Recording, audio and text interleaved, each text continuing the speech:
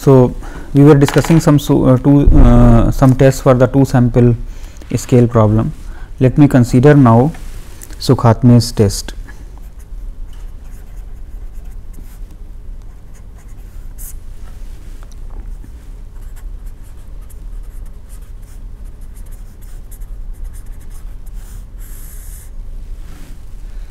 So for this Sukhatme's test, let me define dij is equal to 1 if yj is less than xi is less than 0 or 0 less than xi less than yj, and it is equal to 0 otherwise. You can see that there is a little bit modification here. So we are on one side of 0, like if yj is less than xi less than 0 or if yj is greater than xi greater than 0. In both the cases yj is farther away than the 0 than xi, from 0 than the xi. So that is why you can see that this test is, it's different than the Mann-Whitney or this one, because it is not simply based on the ordering of xi yj's, but also the positioning from the 0. And we then define the statistic as double summation dij, I is equal to 1 to m, j is equal to 1 to n. So what will mean small t? Small t indicates more zeros among dij's. That means x's are more variable than y's, and so theta will be greater than 1, and large tree will indicate that is y's are more variable than x's, that is theta is less than 1. So you can see that this is a very natural kind of definition that has been taken by Sukhatme. However, let us show the calculations for this. Let us consider, say, pi, that is the probability of dij is equal to 1. In terms of that, we will actually derive the mean and variance etc. of this statistic. So this is equal to probability of yj less than xi less than 0 or 0 less than xi less than yj. So that is equal to probability of yj less than xi less than 0 plus probability of 0 less than xi less than yj, because these are two disjoint events, so we can write it as the sum of the probabilities. Now using the conditioning argument on x, so we can express it like, for example, if I consider yj less than xi less than 0, so this we can consider as the conditioning on xi's, yj less than x into the distribution of x, but x is up to 0 only, so it will be from minus infinity to 0, but this can be written as simply gyx dfx. Similarly, if I consider probability of 0 less than xi less than yj,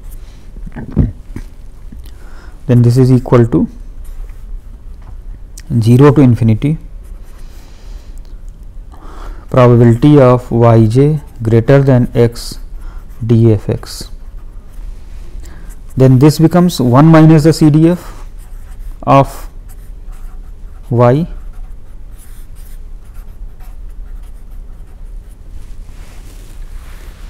okay. So what we do, let us consider under h naught. So under h naught, pi will become equal to minus infinity to 0. See this term plus this term, I have written the expressions here, fx dfx plus 0 to infinity 1 minus fx dfx. So let us put, say, fx is equal to, say, u, then pi will become equal to at minus infinity this is 0, at 0 this will become half. So this is becoming u du plus 0 to half. Well, this is actually, second one will become half to 1, and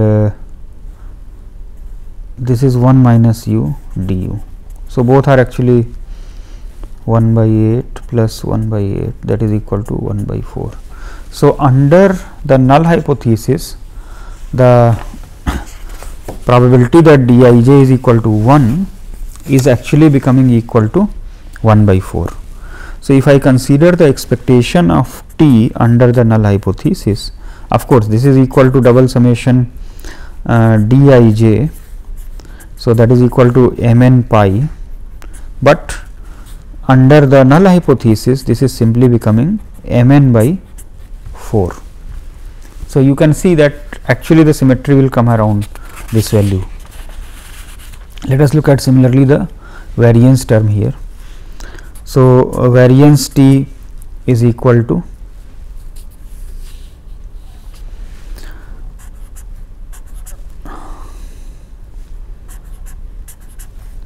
we can write the general term covariance dij di prime j prime, where the sum is over all i's and j's here. So this is then equal to expectation of dij di prime j prime minus pi square I j I prime j prime.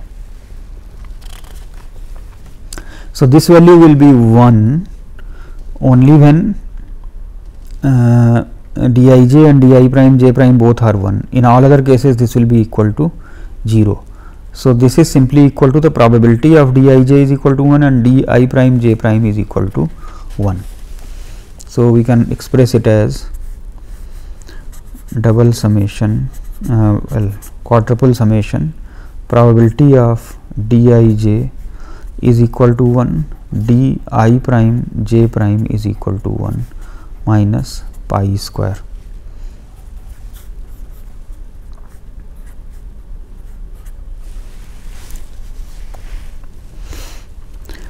Another thing that we observe, since this dij is based on xi and yj, therefore di prime j prime will be based on xi prime yj prime. Since the random samples are taken, therefore these will be totally independent. So this can be written separately here. So that is equal to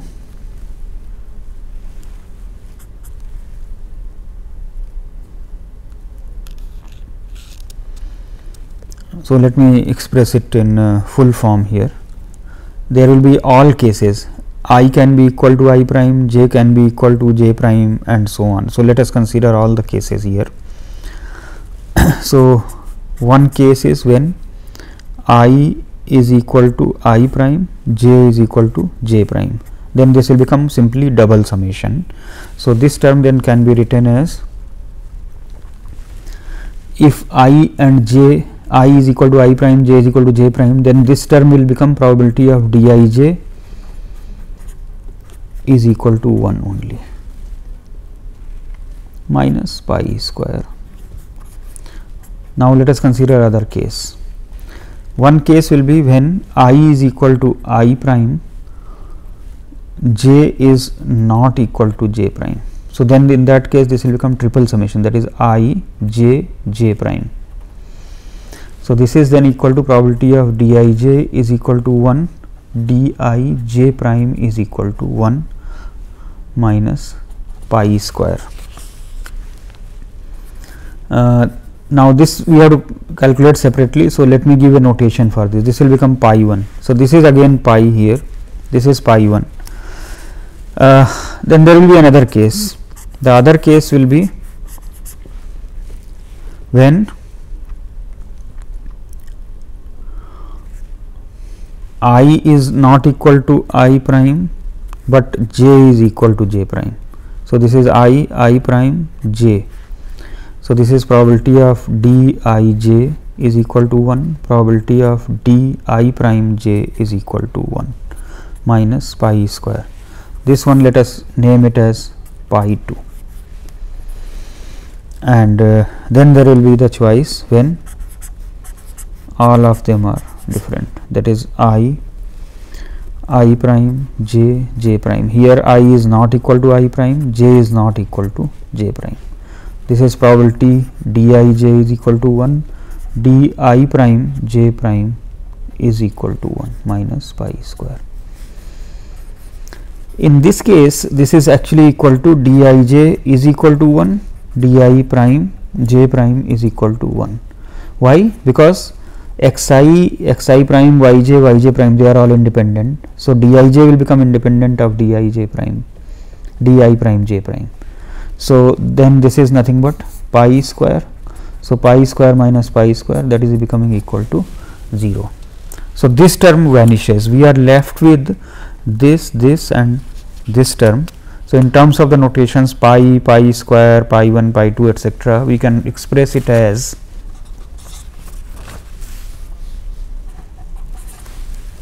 so then this we write as mn pi minus pi square plus mn into n minus 1 pi 1 minus pi square plus m n into m minus 1 pi 2 minus pi square.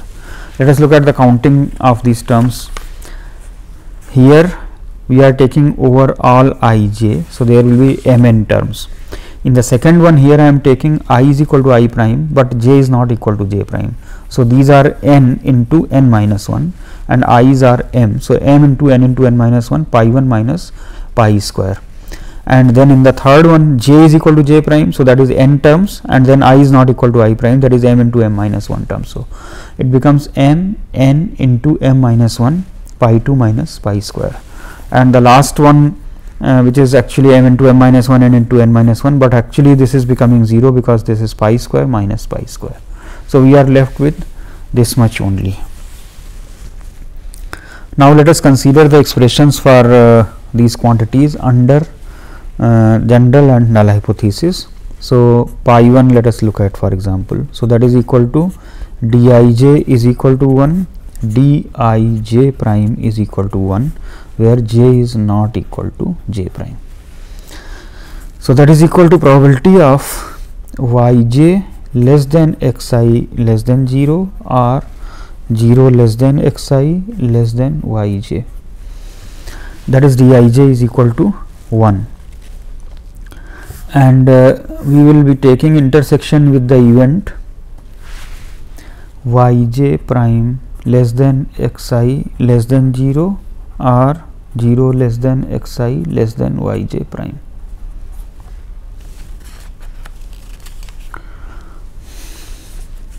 So then this is becoming equal to here you can notice here xi is fixed here, so we can do the conditioning on that. So this becomes probability of yj less than x less than 0 or 0 less than x less than yj intersection yj prime less than x less than 0 or 0 less than x less than yj prime dfx.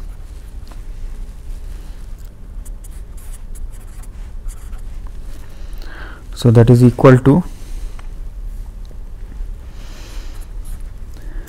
yj and yj prime are independent.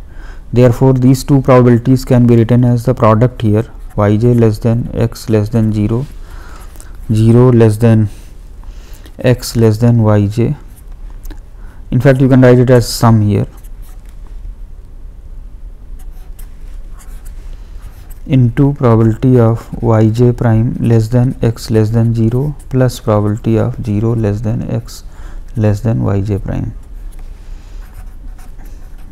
dfx. So since j and j prime yj and yj prime have the same distribution, therefore this quantity will be same as this, so we can write it as the square term here.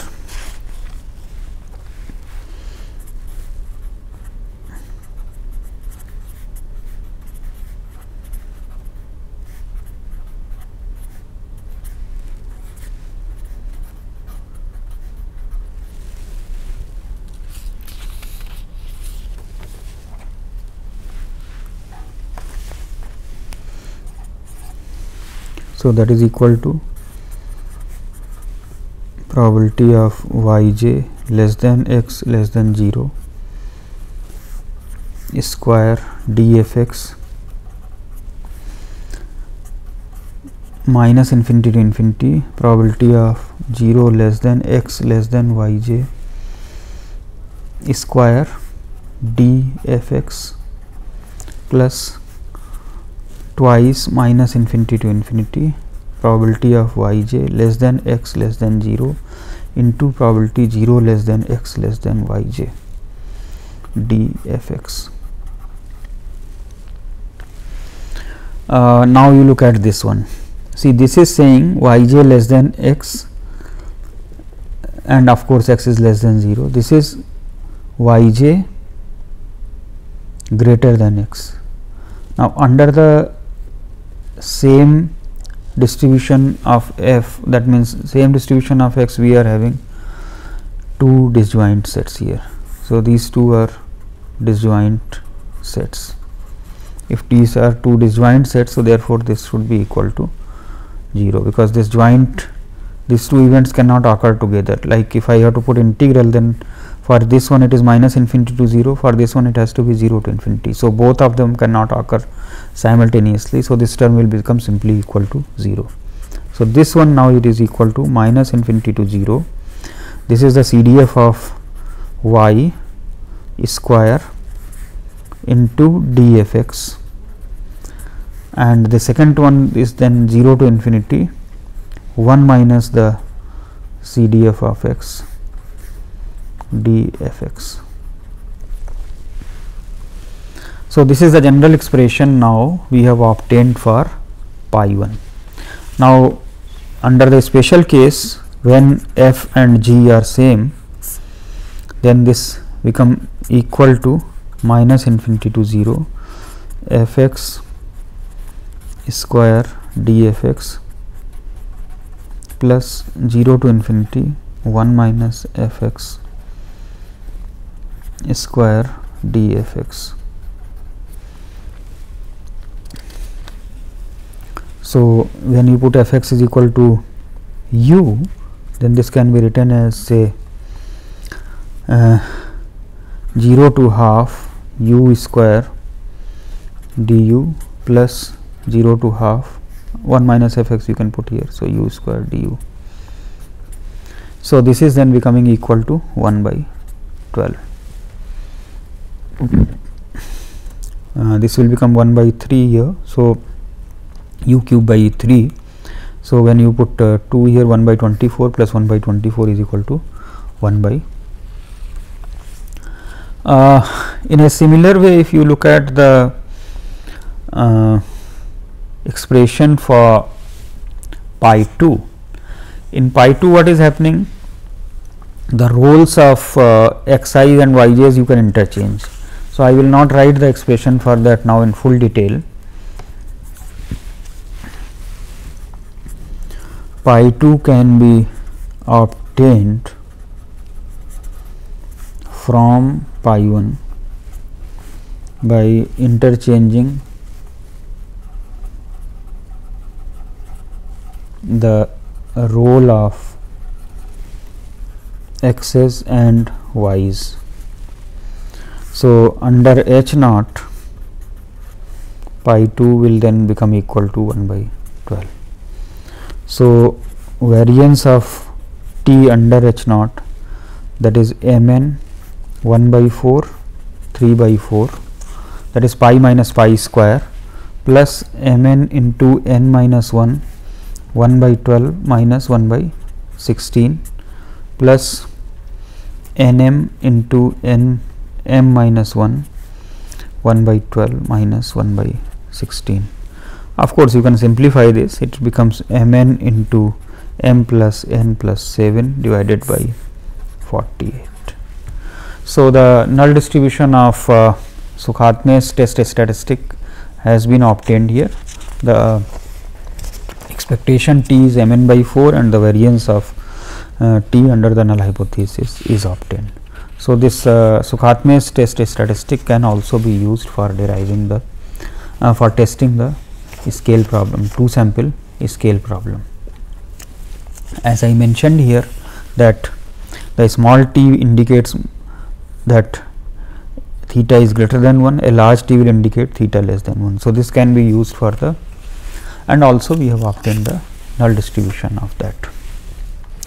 As I mentioned, now I am discussing the large sample property of the test for the non-parametric situations.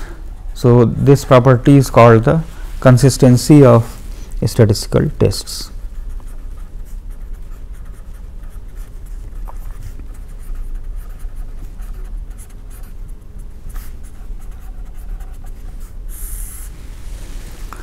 So, you can actually think of the consistency property of the estimator. In the point estimation, how do we define the consistency? We consider that the probability that the estimator approaches the true value of the parameter converges to 1. In the case of testing, we can consider the power function. If the power function approaches 1, that means the power becomes large and large as the sample size increases, then we can consider it as a consistent test. So, it is similar to the consistency of the estimator in the sense that here the power will increase here. So, let me define here, let Tn be a level alpha test based on test statistic based on n observations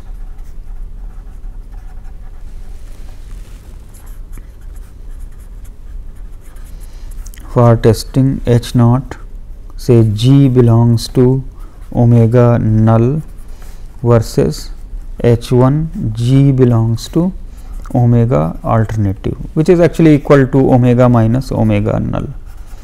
Okay, this is my testing problem here. Then the test based on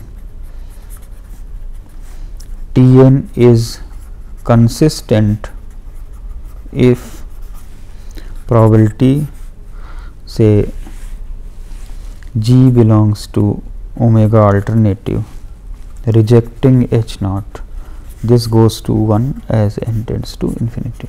So, it is same as the power of the test going to 1. Let me consider a simple application of this.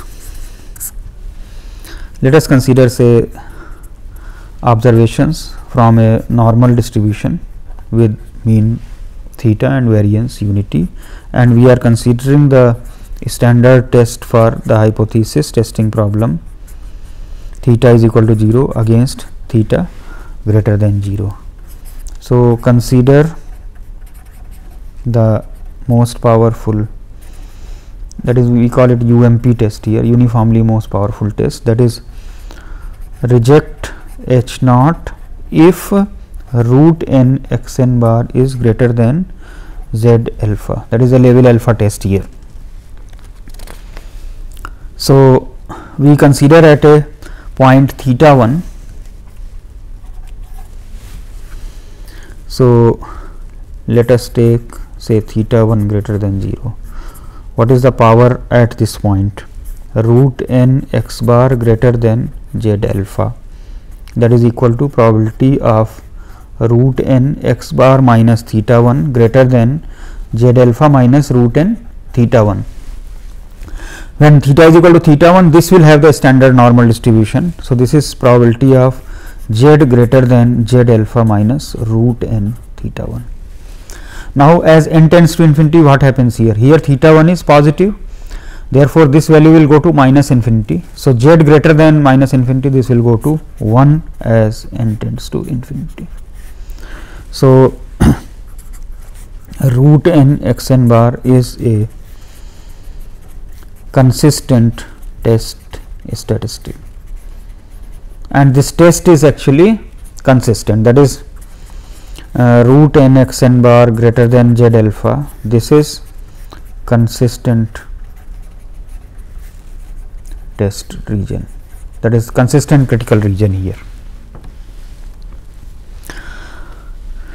Okay, in the non-parametric situation, directly specifying this kind of thing is difficult here. So because we don't have the knowledge of the probability distribution here, so we can't write down this kind of statement. So we define in a different way.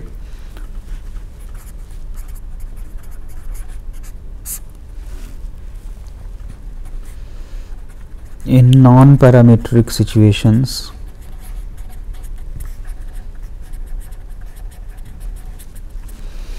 this type of testing is difficult.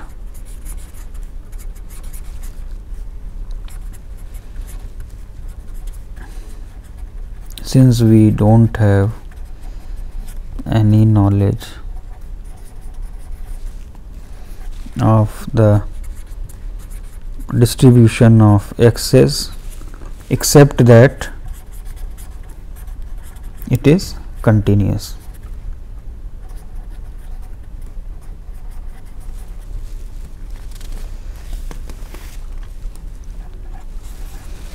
Let us consider,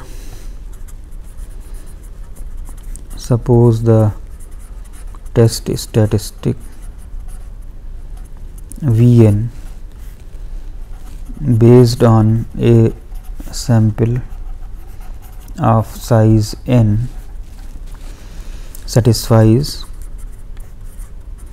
Vn converges to mu of g in probability as n tends to infinity, and the function mu satisfies mu g is equal to mu naught if g belongs to omega null, and it is greater than mu naught if g belongs to omega alternative.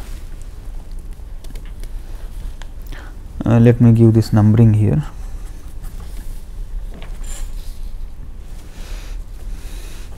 So we have the following result then regarding the consistency here. Suppose Vn is a test statistic for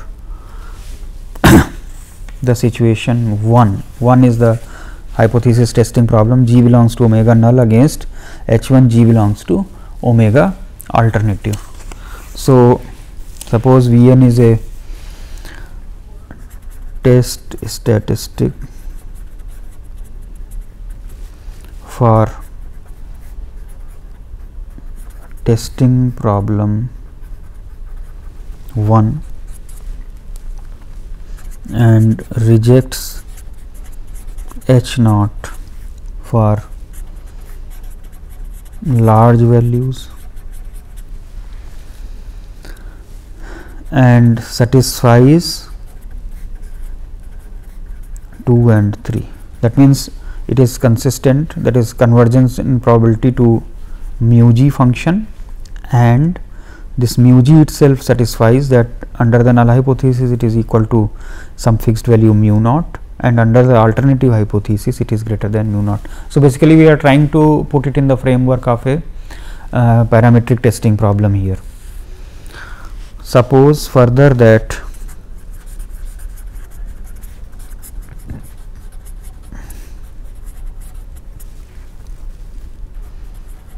there is a constant sigma naught such that root n Vn minus mu naught by sigma naught converges in distribution to standard normal distribution for all, that means under the null hypothesis. Then there exists a sequence of critical values.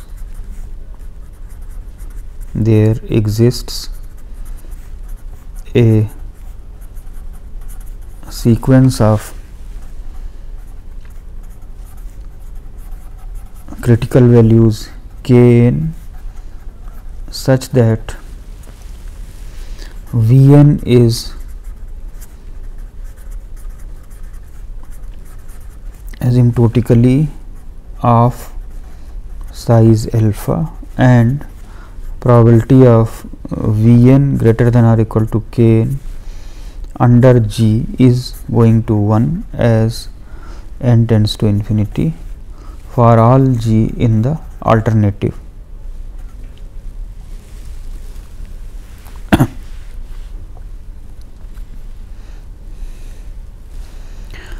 Okay, asymptotically size alpha, let me define here. Test based on Vn is called asymptotically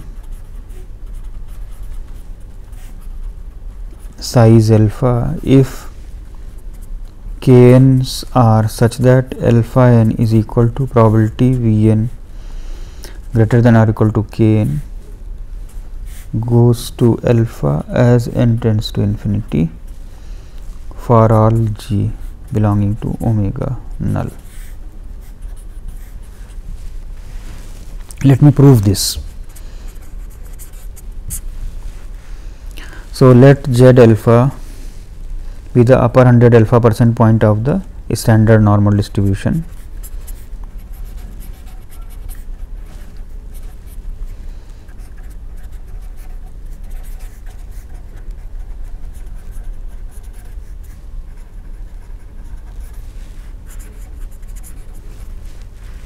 So let us define, say Kn is equal to mu naught plus Z alpha sigma naught by root n.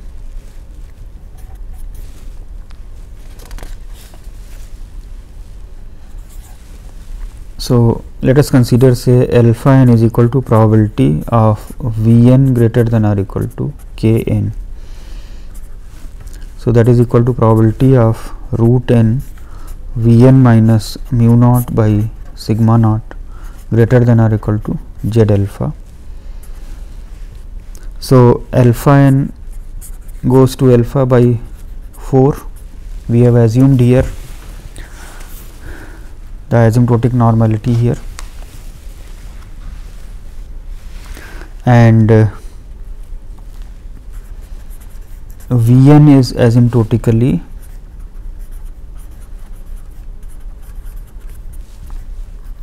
size alpha. Now we fix here G star belonging to omega c and define epsilon is equal to mu G star minus mu naught divided by 2.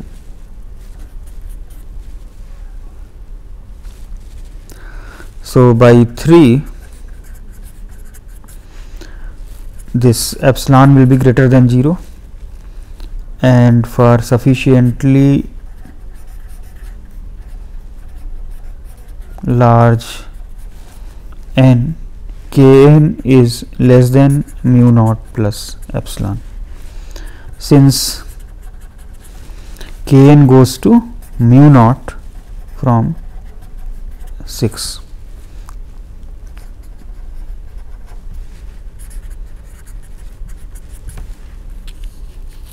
From 7 we will have mu naught is equal to mu of G star minus 2 epsilon, hence Kn less than mu of G star minus epsilon. So if we consider now modulus of Vn minus mu G star less than epsilon, this will imply that Vn minus mu g star is greater than minus epsilon, which implies that Vn is greater than mu g star minus epsilon, which implies that Vn is greater than or equal to Kn from 8 because of this condition here. So, this implies that probability of modulus Vn minus mu of g star less than epsilon for the distribution g star, it is less than or equal to probability of Vn greater than or equal to Kn under the distribution g star, that is less than or equal to 1. Now, by the equation number 2 that we have taken here, that is Vn goes to mu g as n tends to infinity. So, therefore, the left hand side goes to converges to 1, hence probability of Vn greater than or equal to Kn goes to 1. Since g star was arbitrarily fixed in omega c, the theorem is proved.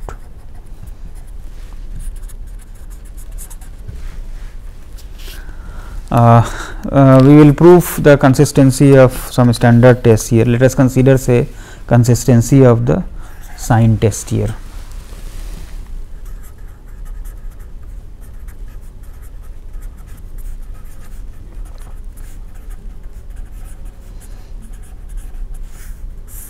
The sign test that we had introduced firstly for testing whether the median is equal to 0 or greater than 0 or less than 0.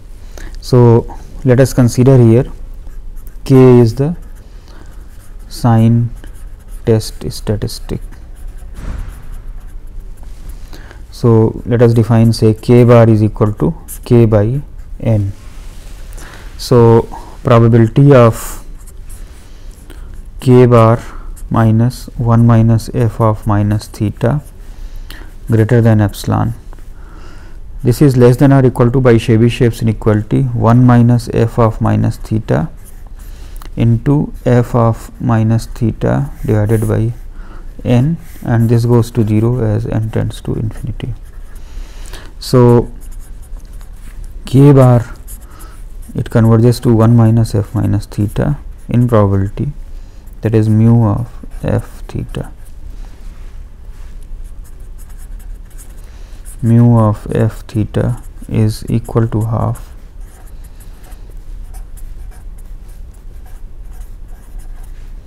and it is greater than half for theta greater than 0.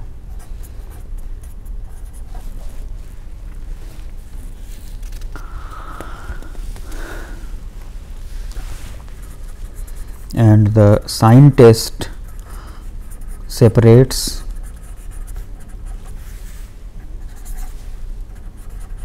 the null hypothesis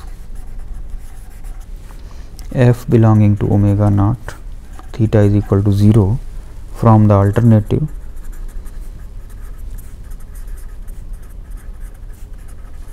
f belonging to omega naught theta is greater than 0.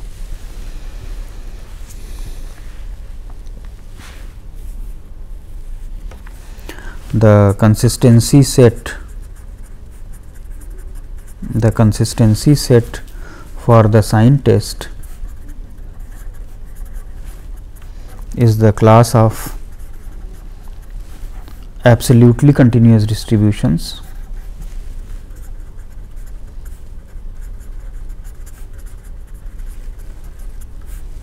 with unique positive median.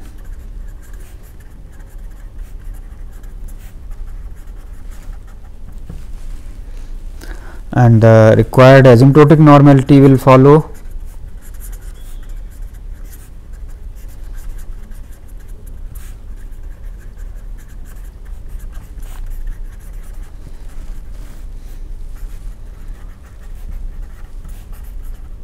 from the fact that k minus expectation k divided by square root of variance k has asymptotic standard normal distribution.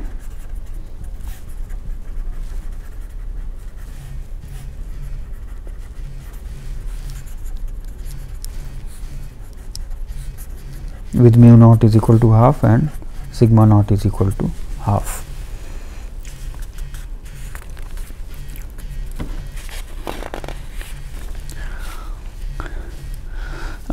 Any reasonable test should be actually consistent. Therefore, actually consistency does not provide a criteria for distinguishing among tests. However, if a test is not consistent, then certainly it is a defective test. So, that means basically all the good tests must be consistent test. So, let me just give it as a remark here. Certainly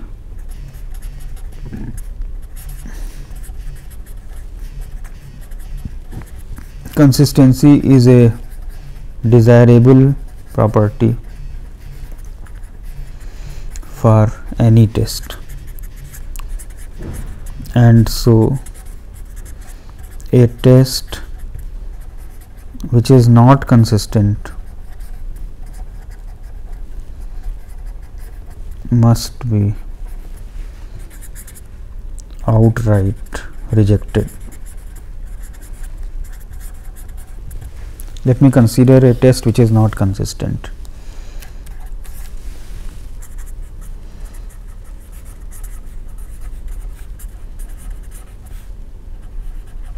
Which is not consistent.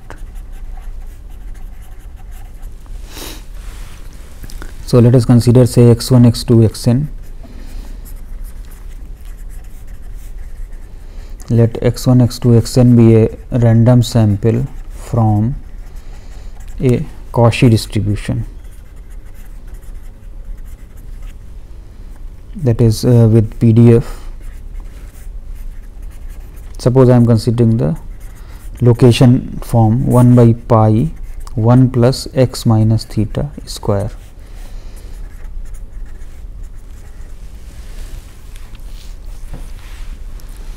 If we consider here, actually we know the characteristic function. The characteristic function of Cauchy distribution,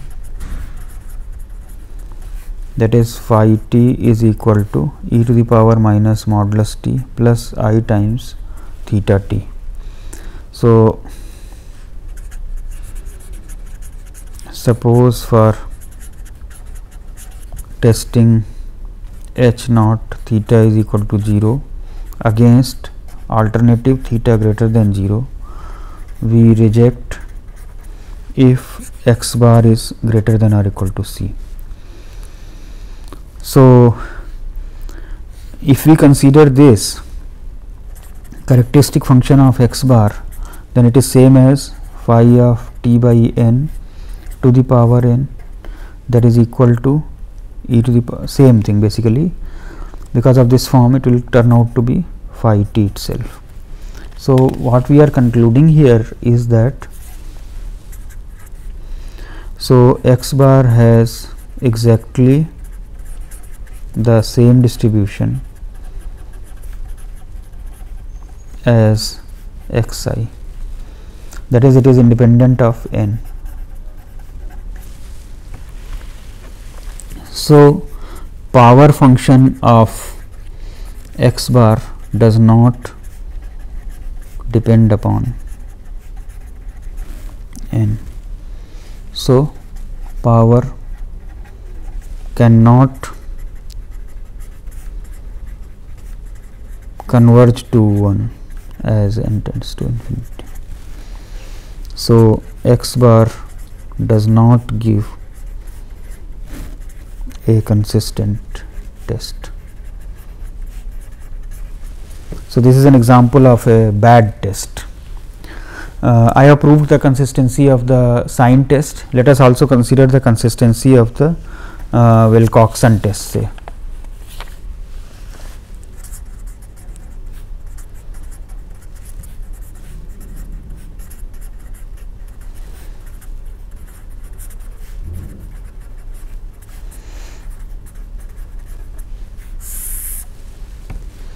So omega is the class of symmetric continuous distribution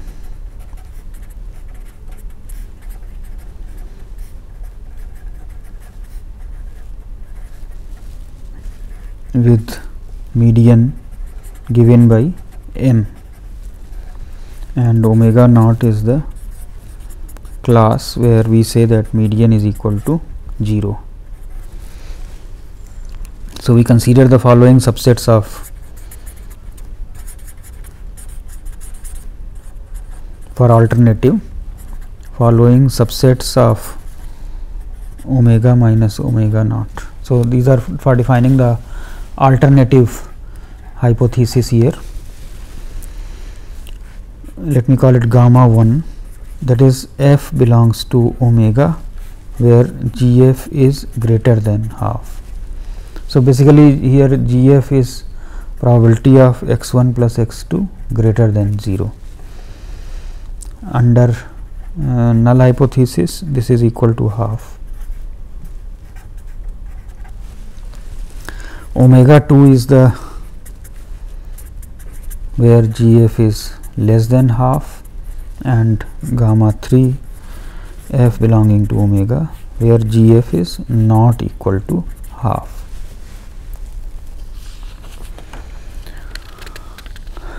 Let us consider here Sn, that is 2t plus by n square. So if I consider expectation of Sn, that is equal to 2 by n square into n plus 1 by 4. Naturally this will converge to half as n tends to infinity. Similarly, if I consider variance of Sn, then that is 4 by n to the power 4, variance of t plus, that is n into n plus 1 into 2n plus 1 by 24, that goes to 0 as n tends to infinity. So this goes to half. So if I consider probability of Sn minus half modulus being greater than epsilon, then by Chebyshev's inequality it is less than or equal to expectation of Sn minus half square divided by epsilon square, and this we simply split into two parts, that is equal to 1 by epsilon square variance of Sn plus 1 by 2n whole square. So this goes to 0 as n tends to infinity. So what we have proved here, that Sn converges to half in probability as n tends to infinity under H naught, and the asymptotic distribution of Sn is also normal.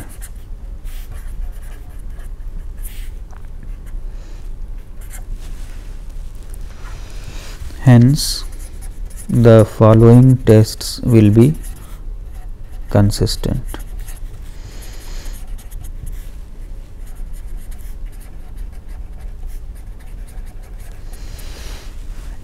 That is, reject H naught if Sn minus half is greater than Cn for f belonging to gamma 1.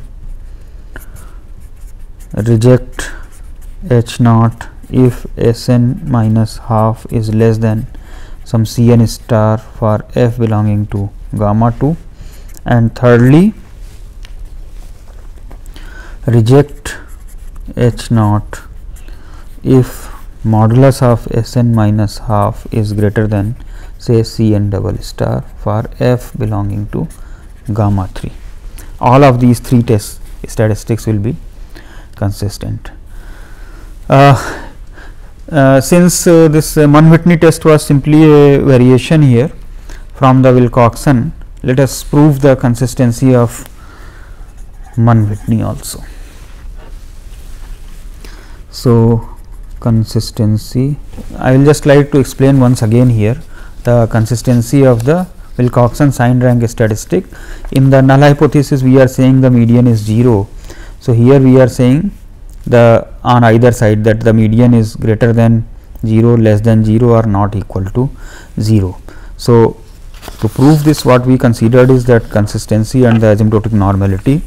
Then for the one-sided alternative, that is theta greater than 0, when we are having the right hand side as the rejection region, then this is a consistent test. For the m less than 0, when we have the alternative, then the left hand rejection region is a consistent, and the two-sided rejection region will be consistent when we have the two-sided alternative hypothesis here.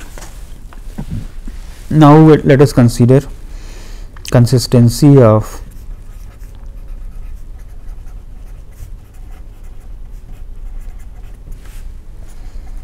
Mann-Whitney test statistic. So we define omega is equal to the class of all two sample problems. So f and g are continuous distribution functions, and gx is equal to f of x minus m.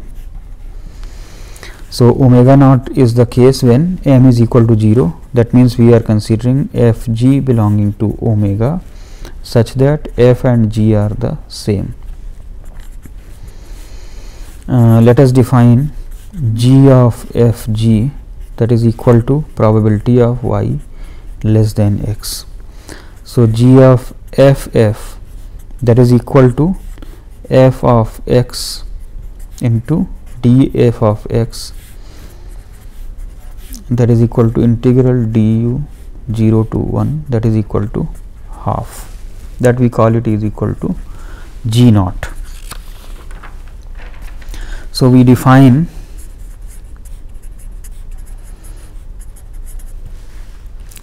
the alternative hypothesis sets as fg such that g of fg is greater than half, less than half, gamma 2,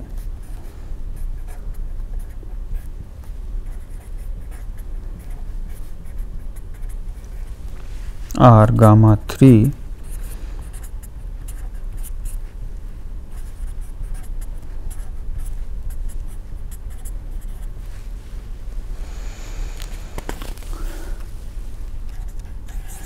let us consider here Smn, that is equal to Umn divided by Mn. This Umn was the Mann-Whitney statistic, so we are considering scaling by Mn here. So expectation of Smn, that is equal to Mn by 2 into 1 by Mn, that is simply equal to half, that is equal to g naught. Let us consider variance of Smn, that is equal to 1 by m square n square Mn into m plus n plus 1 divided by 12. This goes to 0 as minimum of Mn goes to infinity, because here one of the Mn's will cancel out and the term will become 1 by m plus 1 by n plus 1 by Mn.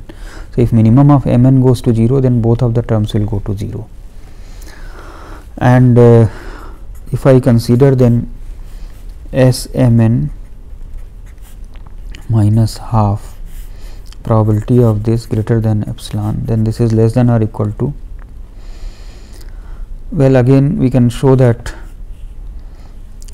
this is less than or equal to variance of Smn by epsilon square, this goes to 0.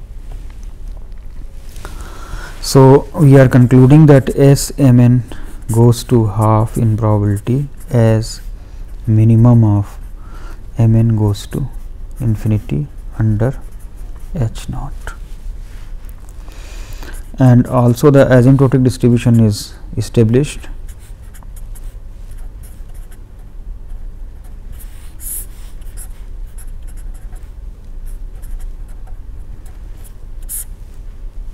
Under h naught, this goes to z following normal 0 1.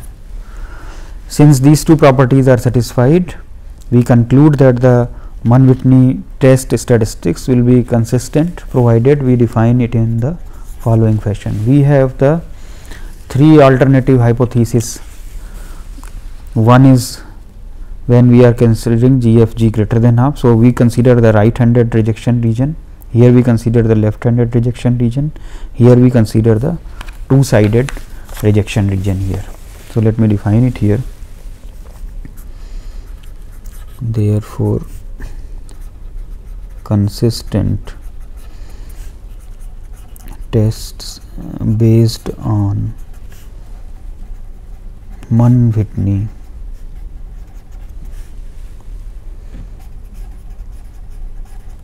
statistic are given by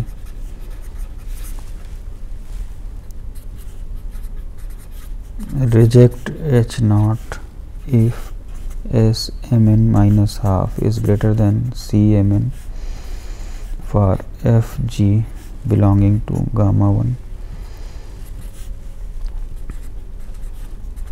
Reject H naught if S mn minus half is less than C mn star for f g belonging to gamma 2. And thirdly, reject H naught if modulus of S mn minus half is greater than C mn double star for f g belonging to gamma 3. So, all of these test functions are actually consistent tests here.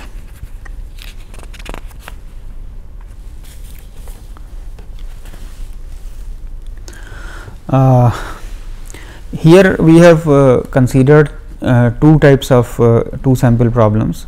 In one of the two sample problems we are shifting by a location, and in another one we are shifting by a scale. So, we want to know whether the shifting is actually significant or not. That means, like if we are shifting by the location, then we are saying whether that shifting is in the positive direction or it is in the negative direction. Similarly, in the scale we are considering greater than 1 or less than 1. That means, whether we are introducing more variability or we are considering less variability. One may also think of a general two sample problem in which we do not talk about the location scale, rather we consider whether the two distributions are the same or not. It is something like we consider in the one sample problem that we test whether the given distribution function is of a given form. So, we have for example a chi-square test for goodness of fit. We also introduce the Kolmogorov Smirnov test for the single sample problem. So, in a similar way, if we consider a more general form of the hypothesis for a two sample problem, that means we simply say whether the two distributions are the same or not, then it becomes a you can consider it as a goodness of fit problem, and we can consider a Kolmogorov Smirnov two sample test for this. So, in the last lecture I will be actually discussing about the Kolmogorov Smirnov test, and we will discuss the concept of the efficiency of the tests also. So, in the next lecture I will take up this part here.